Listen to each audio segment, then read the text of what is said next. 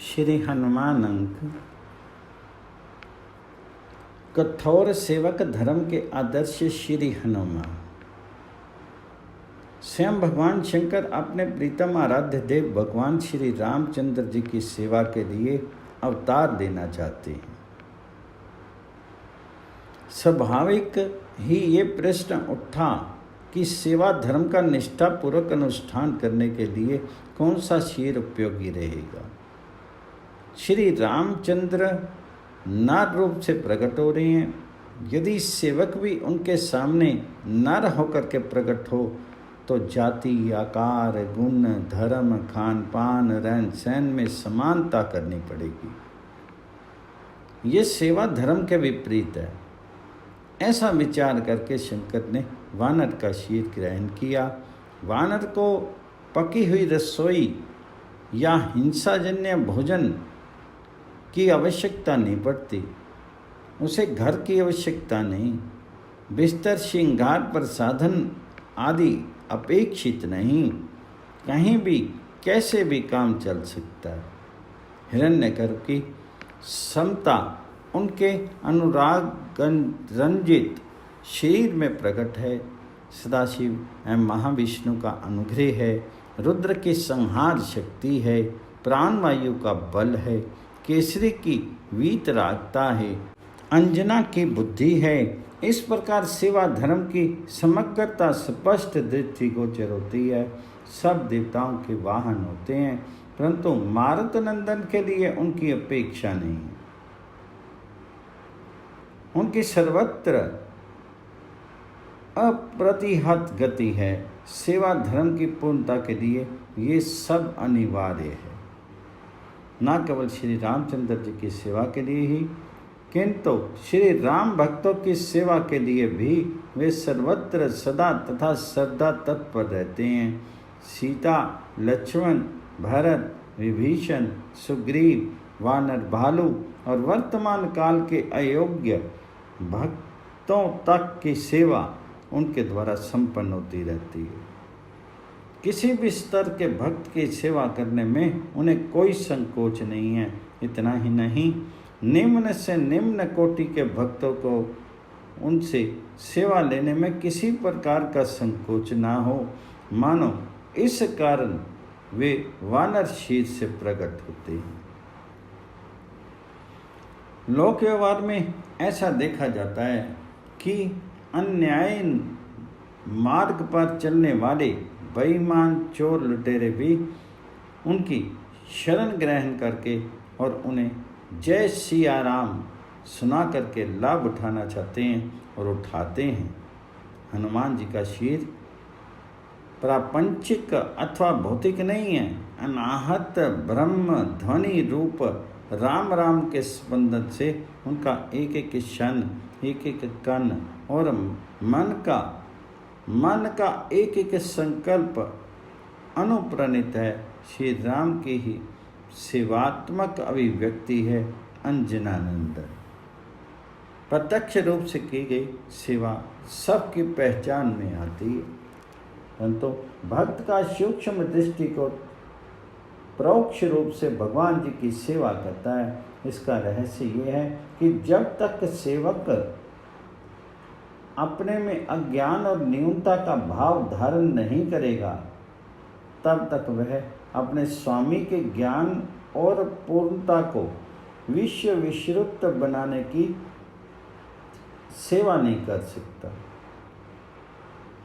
इसके लिए आप वाल्मीकि रामायण के 2 प्रसंगों पर ध्यान दीजिए। मारुत मौन सेवक हैं, उनमें रुति शब्द का अभाव ही है। ऐसा ही कह सकते हैं कि उनकी रुति में माँ प्रभा अर्थात यथार्थ अनुभव भरपूर है। उनकी रुति वाणी भी सीता की वाणी है। उनकी वाणी में परापश्यंती का सौंदर्य वैखरी भी उतरता है। किष्किंधा कांड के प्रारंभ में भगवान श्री रामचंद्र जी ने स्वयं उनके वाक्य विन्यास की भूरी भूरी प्रशंसा की है।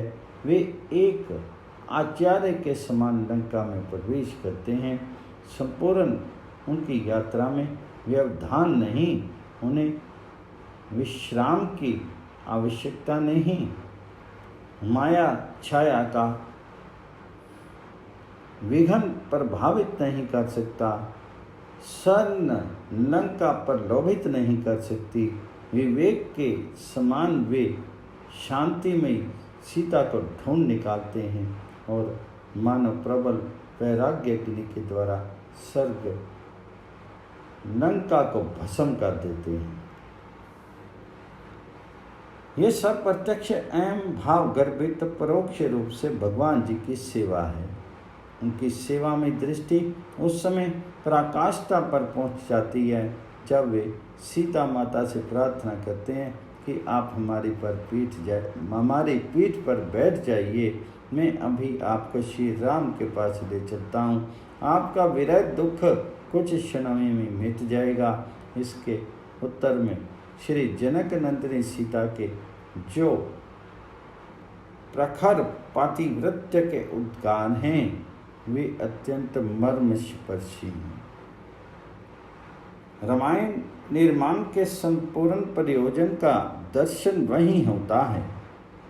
श्री जानकी जी कहते हैं कि मैंने अपने जीवन में जानबूझकर कभी पर पुरुष का स्पर्श नहीं किया। रावण ने बलात् मुझे पकड़ करके रथ पर बिठाया, ये सही है, परंतु उस समय मैं विवश थी। तुम मेरे पुत्र हो तो क्या हुआ, मैं जानबूझकर तुम्हारा भी स्पर्श नहीं कर सकती। जब मेरे स्वामी समुद्र पार करके आवेंगे, शत्रुओं पर विजय प्राप्त करेंगे और अपने पौरुष से मुझे ले जाएंगे, तब उनका यश रहेगा। चोरी से भाग करके जाने में उनकी क्या कीर्ति बढ़ेगी। सारा रामायण श्री सीता जी का उदार और उदात्त महनीय चरित्र है। यदि हनुमान जी ऐसे प्रसंग में अपनी चंचलता अथवा अपने उथले विचार प्रकट ना करते तो श्री सीता जी के अमर वचन एवं प्रेम उद्गार उन्हें कैसे मिल सकते थे। आप सूक्ष्मता से देखें, इस वचन के द्वारा जनता के हृदय में जननी के प्रति सद्भाव की कैसे निर्तिशय प्रतिष्ठा जमी है और भगवान श्री रामचंद्र जी के प्रेम आकुल हृदय को कैसा निरुत्तर शांतिदायी आश्वासन प्राप्त हुआ है जो किसी दूसरे प्रकार से प्राप्त नहीं हो सकता था। सब है सीता राम दोनों के ऐसी सेवा हनुमान जी के अतिरिक्त और कोई नहीं कर सकता था। अब दूसरा प्रसंग देखें। श्री सीता जी के हृदय में कितनी करुणामय की उदात्त एवं उदार वृत्ति है। भगवान श्री राम के प्रति कितना अगाध और अबाध प्रेम रत्नाकर झलक रहा है। ये श्री हनुमान जी के कारण ही अभिव्यंजन प्राप्त कर सका है। लंका विजय के पश्चात श्री रामचंद्र जी के सूर्य शुभ संदेश लेकर के केसरी किशोर अशोकवन में जाते हैं। वहाँ वे एक ऐसी भूमिका का या अभिनय प्रकट करते हैं जो सचमुच उन्हें स्वरूप के अनुरूप नहीं है। वे कहते हैं, माँ आप आज्ञा दें तो आपको सताने वाले इन निशाचारियों को इनके किए का फल चखा दूं, रौंद दूं, घसीट दूं, नोच दूं, मार डालूं। केवल आपके संकेत भर का विलंब है। निश्चय है हनुमान जी के ये वचन श्री सीता जी के हृदय को निवारण रूप से प्रकट होने पर का अवसर देने के लिए ही है। श्री जानकी माता के हृदय का यह तत्कालिक अवतार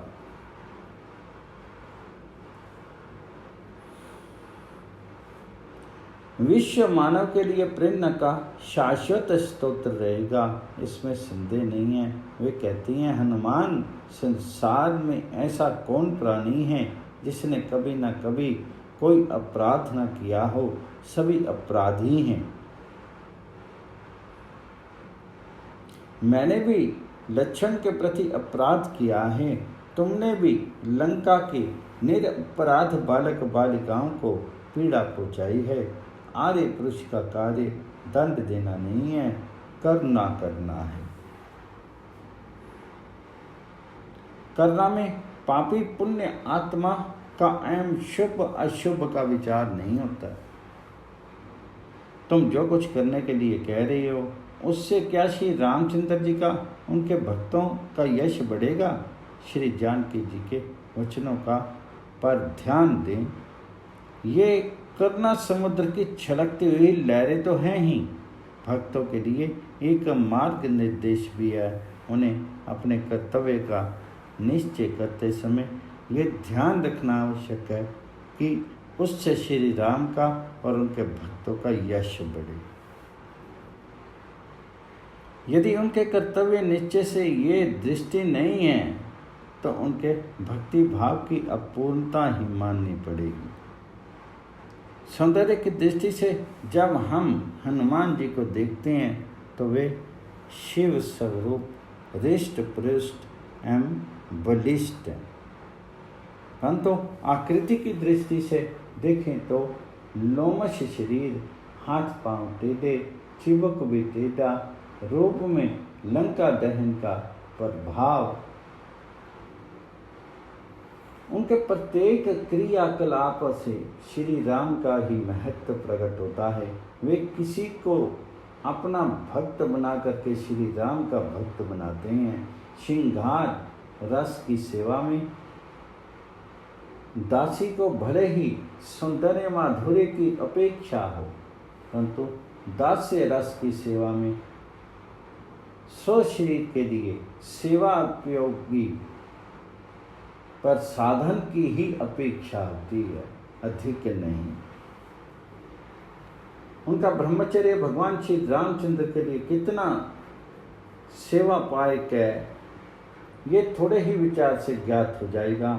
सीता जी के प्रति प्रेम संदेश का आदान प्रदान, रावण के अंतःपुर में प्रवेश और अवध धाम के राजमहल में अनवरत सेवा का अवसर अखंड ब्रह्मचर्य के बिना कैसे प्राप्त हो सकता है।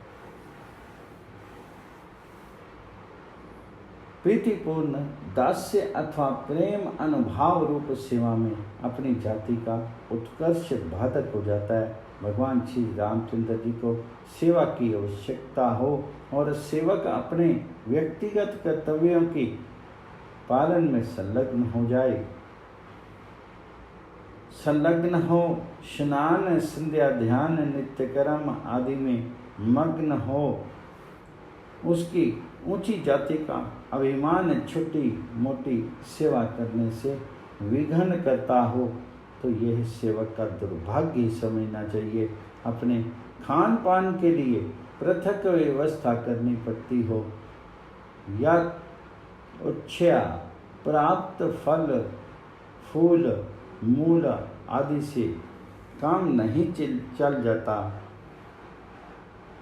तो निश्चय ही प्रेम रस की सेवा धारा के अकुंठ प्रवाह में प्रतिबंध आ जाएगा। अतः सेवा धर्म केवल अनन्य सेवा के लिए होता है, उसमें ससेवा नहीं होती, अन्य सेवा भी नहीं होती। स्वामी की सेवा में जो सहायक सेवा होती है वह भले ही अपनी हो या पराई, सेवक को स्वीकार है, इसके अतिरिक्त नहीं। श्री हनुमान जी ने उत्कृष्ट जाति के सम आचरण का परित्याग करके इस भाव को स्पष्ट कर दिया। पुराणों में उल्लेख मिलता है कि बाल्यावस्था में हनुमान जी का बल अप्रतिभट था, कोई उसके क्रियाकलाप में बाधा नहीं डाल सकता था। चांचल्य जाति सिद्ध था। सूर्य तक को निकल जाने का प्रयास किया। ऋषियों के लिए आवश्यक फल फूलदायक वन वृक्ष का विध्वंस किया। ऋषियों ने शाप दिया, तुम्हें अपने बल का विस्मरण हो जाए। ये शाप नहीं, ज्ञान दान है। इसके कारण आपकी सगुणता और सबलता बाधित होगी। उपाधि मूलक बल का तिरस्कार हो गया।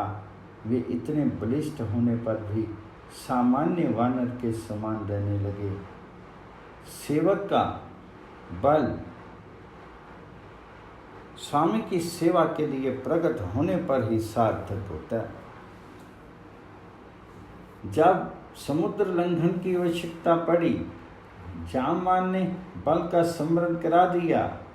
बस क्या था, बात की बात में काम पूरा हो गया।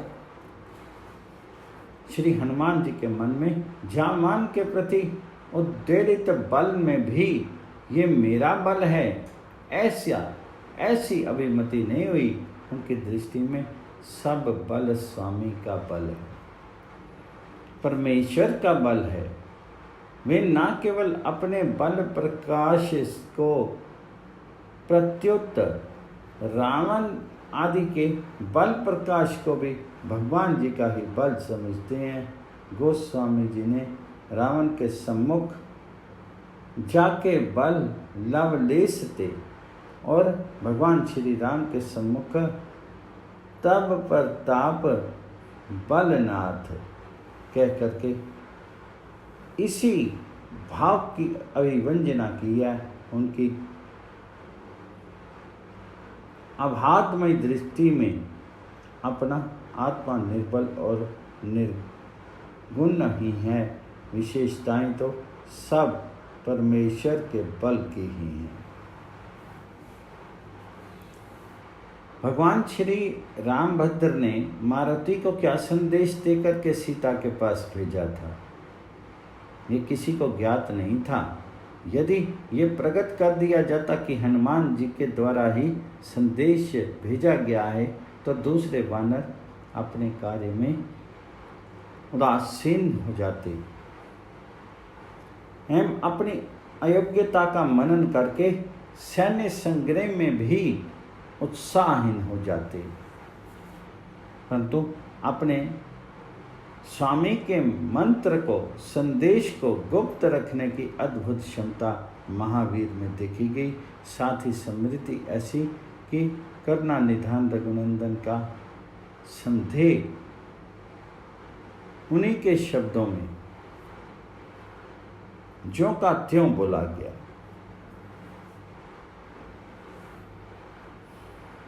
प्रेम का तत्व श्री राम का मन ही जानता है और वह निरंतर सीता के पास ही रहता है। नीचे ही सेवक की स्मरण शक्ति कैसी होनी चाहिए, इसका ये एक उत्तम आदर्श है। सेवक को अपने स्वामी का कार्य संपन्न किए बिना स्वयं किसी की सेवा स्वीकार नहीं करनी चाहिए। यह मैनाक के प्रसंग से स्पष्ट है।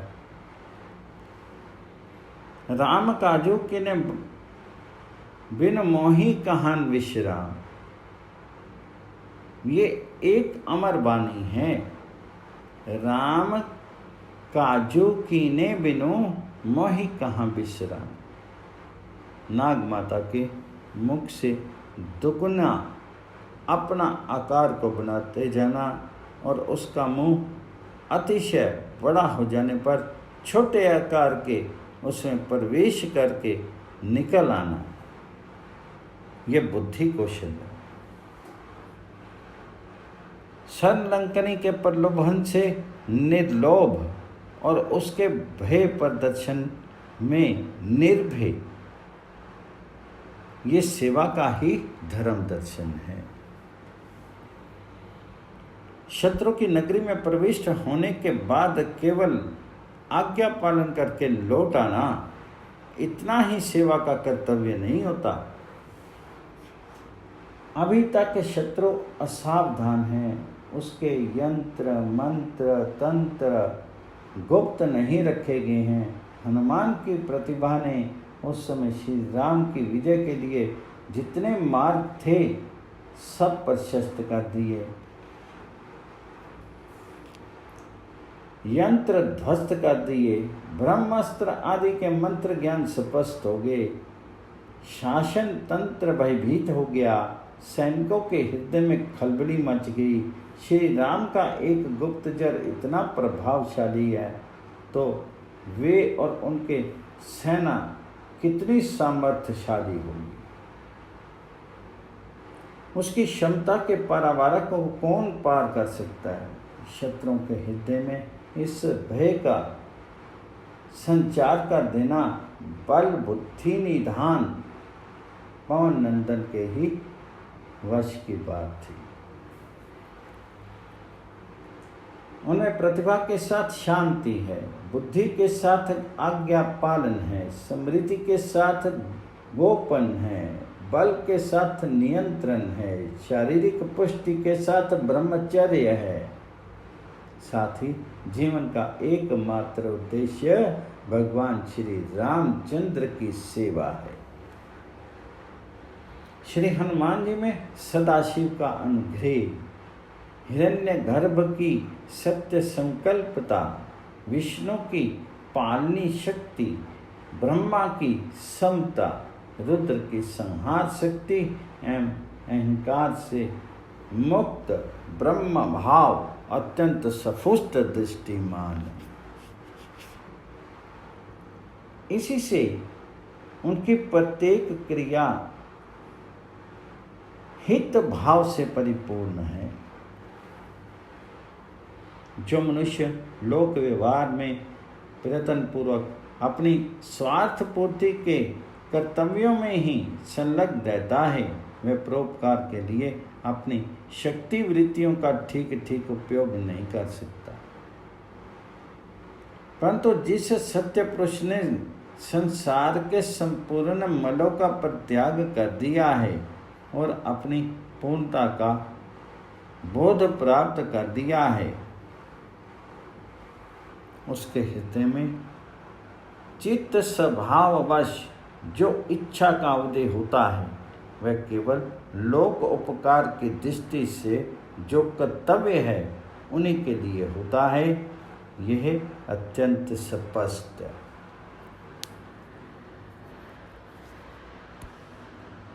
पवन पुत्र हनुमान जी की जय। श्री हनुमान अंक में महान हनुमान, श्री हनुमान जी की सेवा भावना और सेवा परायणता ऐसी अद्भुत थी कि श्री रामचंद्र जी, श्री लक्ष्मण जी, श्री भरत जी, श्री सीता जी तथा सभी अवधवासी उनके ऋणी बन गए। इतना महान होकर भी हनुमान जी श्री रामचंद्र महाराज के समक्ष सदैव निरअभिमानता की मूर्ति ही रहे। उनकी यह निरहंकारता अनेक स्थलों पर देखने में आती है। जब श्री हनुमान जी लंका से श्री सीता जी का समाचार लेकर के लौटे और भगवान श्री रामचंद्र ने सब पूछकर तथा जान करके उसके महान कार्यों की भूरी भूरी सराहना प्रारंभ कर दी, तब दैन्य की मूर्ति श्री हनुमान जी ने बड़ी विनम्रता से कहा, रघुनाथ जी, बंदर का बस यही पुरुषार्थ है कि वह एक डाल से दूसरी डाल पर कूद जाता है। यदि मेरे द्वारा कोई कार्य संपन्न हुआ है तो ये सब आपका ही प्रताप है। नाथ, इससे मेरी प्रभुता बड़ाई कुछ भी नहीं है। इतना बड़ा कार्य करके भी हनुमान जी के चरित्र में निरअभिमानता पद पद पर प्रकट हो रही है। ऐसे निरअभिमानी श्री हनुमान जी के प्रति सभी अवधवासी चिर ऋणी हैं। भगवान श्री रामचंद्र जी के वन गमन के समय उनसे माता कौशल्या कहती है, बेटा, अयोध्या वासियों को छोड़ करके तुम वन जा रहे हो, परंतु तुम्हारे वनवास की अवधि जल है, और अवध की मछली की भांति है। इसलिए अवधि बीतने पर तुरंत ही आ जाना, अन्यथा मछली के समान प्रिय परिजनों का जीवन असंभव है। भगवान श्री राम के वन गमन के बाद सब लोग उनके दर्शन के लिए नियम उपवास करने लगे। वे भूषण और भोग सुखों को छोड़ करके 14 वर्षों की अवधि पर जी रहे हैं। राम दरस लगी लोग सब करत प्रेम उपवास, तजी तजी भूषण भोग सुख जियत अवधि की आस। श्री राम की प्रतीक्षा करते करते 14 वर्ष व्यतीत होने के आए। अब 14 वर्ष का एक दिन शेष रह गया। श्री भरत जी कुशासन पर बैठ करके प्रतीक्षा करने लगे। रहूं एक दिन अवधि धारा, समुझत मन दुख भयों पारा। श्री भरत जी ने सोचा कि आज यदि भगवान नहीं आए तो अयोध्यावासी मर जाएंगे, जल ही नहीं रहेगा तो प्रजा रूपी मछली कैसे जिएगी। ऐसा सोच करके श्री भरत ने स्वयं अपने शीर का ही सर्वप्रथम त्याग करना उचित समझा। उसी समय श्री हनुमान जी आकर के देख रहे हैं। बैठे देखी कुशासन जटा मुकुट कृष गात, राम नाम रघुपति जपत स्त्रव नयन जल जात। भरत की स्थिति देख करके हनुमान गदगद हो गए और फिर श्री राम आगमन का समाचार सुना करके श्री हनुमान जी ने न केवल भरत के अपितु संपूर्ण अवधवासियों के जीवन की रक्षा की। फिर भगवान श्री राम के दर्शन से स्वाभाविक ही सारे अयोध्यावासियों का मन प्रसन्न हो गया।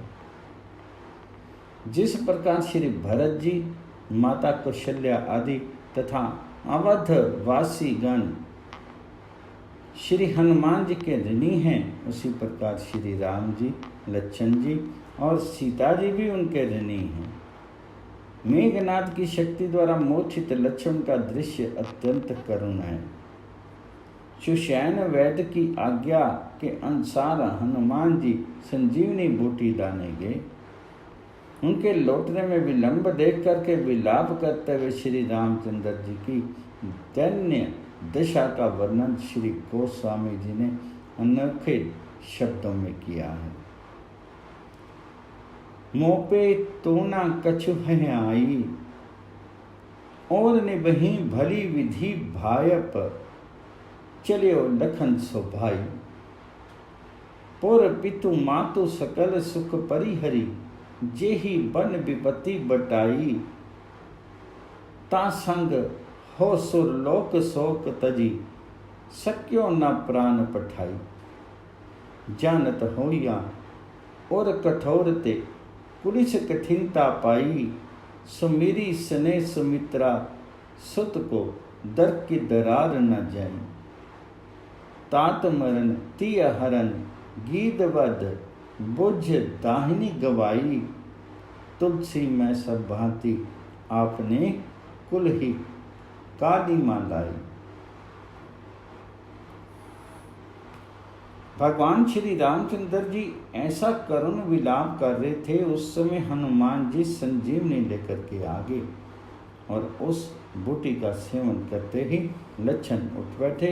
उस समय भगवान श्री राम का हृदय अत्यंत कृतज्ञता से भर गया। इस प्रकार कृतज्ञ हैं भगवती सीता भी। लंका विजय के पश्चात भगवान श्री रामचंद्र जी ने जगत जननी श्री सीता जी के पास श्री हनुमान जी को भेजा।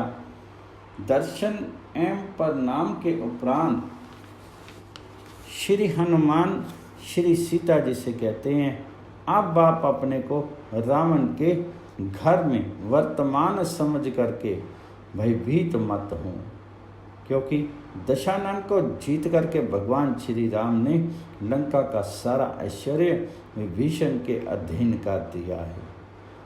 ऐसी वाणी सुन करके सीता माता कहती है, वत्स इस प्रिय संवाद के अनुरूप ऐसी कोई वस्तु नहीं है जिसे तुम्हें देख करके मैं संतुष्ट हो सकूं। हिरण्यम मा स्वर्णम व रत्नानि विविधानि च राज्यम व त्रिषु लोकेषु एतान हति भाषितम। श्री जानकी जी के हृदय में अत्यंत हर्ष हुआ।